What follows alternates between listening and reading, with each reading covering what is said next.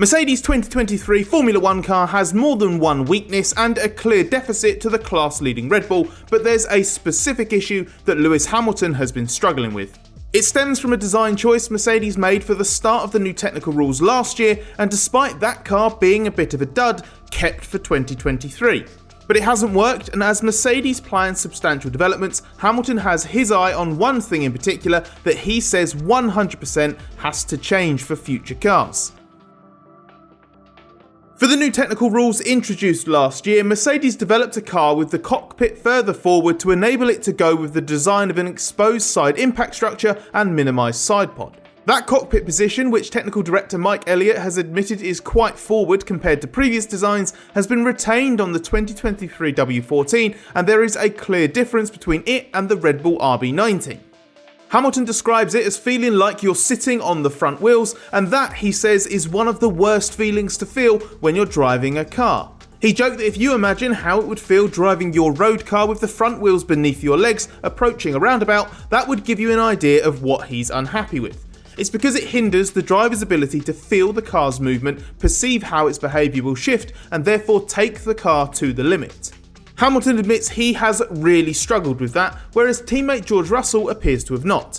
Essentially, it's created a specific discomfort for Hamilton within the wider problem of Mercedes' incorrect car concept lacking performance, and this may be exaggerating Hamilton's vulnerability to the W14's less favourable characteristics. He suggested that the Mercedes does the opposite of what we want, and his explanation appears to tie in with problems Mercedes has in optimising and controlling the aerodynamic centre of pressure. This is effectively the average of the downforce produced at the front and rear of the car and is a vital component of a car's balance.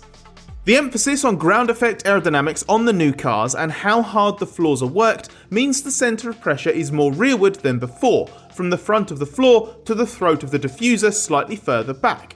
That also means the centre of pressure moves more as it has further to travel when it shifts from back to front.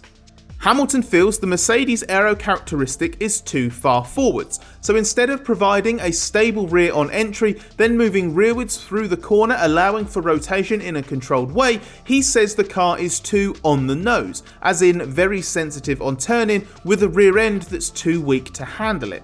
Coupled with the poor feeling he gets from the car's seating position, Hamilton is struggling to deal with the rear instability this creates, as well as he historically has. If you're not convinced by what Hamilton's saying, then you may see the counter-argument that Hamilton is making this out to be a bigger issue than it really is. There were at least a few jokes over the Australian Grand Prix weekend that if Hamilton disliked this sensation, he should try driving a car like the 1982 Brabham. Though the Mercedes drivers do sit notably further forward than their Red Bull counterparts, the difference to other cars is more subtle. And while the cockpit positioning will inevitably influence the driver's feeling, it is just one element feeding into a bigger picture. If the car itself was better, the position Hamilton dislikes would be less of a problem. And those who feel Hamilton is overplaying things will no doubt point to the fact he is being slightly outpaced by Russell at the moment. There is a disconnect between what the two drivers feel in the car and how they are dealing with it. Though Hamilton finished second in Melbourne and is well clear of Russell in the championship, that situation is misleading. Russell was ahead early in the Australian Grand Prix, lost out through circumstances mid-race, then retired with an engine failure. Hamilton has been fractionally the slower Mercedes driver this year and beaten by Russell in all three qualifying sessions. But this doesn't necessarily mean Hamilton's making excuses, it's just he's more vulnerable to something that Russell's able to get around. Their respective levels of experience could be influencing this on some level. While Hamilton has a specific issue with this generation of Mercedes preventing him from dealing with its problems as well as he usually does, he is also much more experienced and more recently used to a better quality car, giving him the feeling he desires. By contrast, Russell was only really used to mediocre Williams machinery prior to joining Mercedes last year, and that Mercedes was hardly stellar even though it made Russell a race winner. Russell said the 2023 car actually feels pretty decent, and with the exception of the mega W11 he had for one weekend in late 2020, he calls this the best F1 car I've ever driven or raced. So the two drivers are coming at this from a very different position, no pun intended, and that will inevitably skew how they view the car's limitations. Russell's public positivity is a long way from the Hamilton rhetoric, and there will inevitably be a psychological impact on what they are feeling in the car and how they are therefore driving.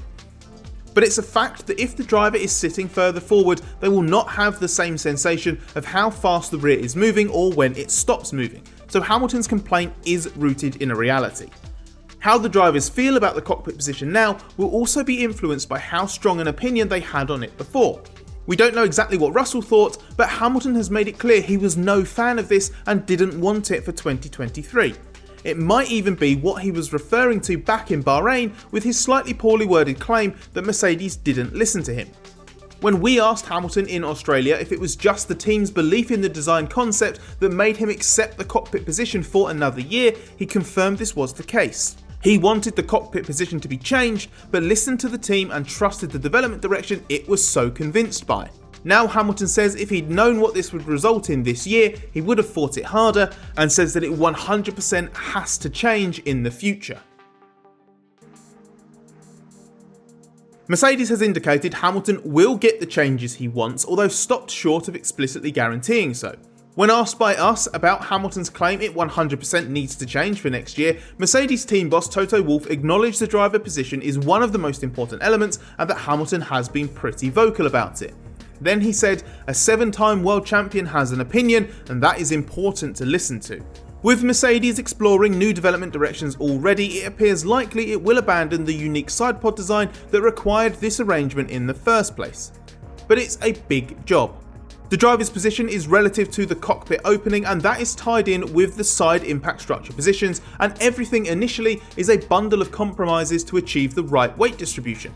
If Mercedes needs to have the driver this far forward to get into the correct weight distribution window, then perhaps the cooling package they've created to be able to use this sidepod is the main problem. Such a change will therefore not happen in season, so it's something Hamilton will have to cope with in the meantime. He hinted at this after the Australian Grand Prix, where he finished second to score his and Mercedes' first podium of the season. Hamilton said he still feels uncomfortable in the car and doesn't feel connected to it, so he's trying to create that connection but accepted it's a long-term project. Big fundamental changes will have to wait, but there are changes planned for the short term as well as the bigger conceptual ones. Mercedes has made several hints already that the W14 needs mechanical improvements as well as aerodynamic upgrades, and Chief Technical Officer James Allison has hinted that both are in the works and could make it to the car sooner rather than later. Mercedes has been finding good performance in the wind tunnel for a few weeks now and has also revealed that some different suspension components are in the pipeline. He talks about this being key to the underlying balance of the car that will make it more drivable and make it a car that the drivers have more confidence to push right to the limits. That should be music to Hamilton's ears. Revised suspension or a new floor aren't going to change where Hamilton sits in the car mid-season and therefore won't completely eradicate the issues that come with that. But the baseline level of performance could be about to get a lot better, and that should at least start to mitigate the disconnect that Hamilton in particular has suffered from.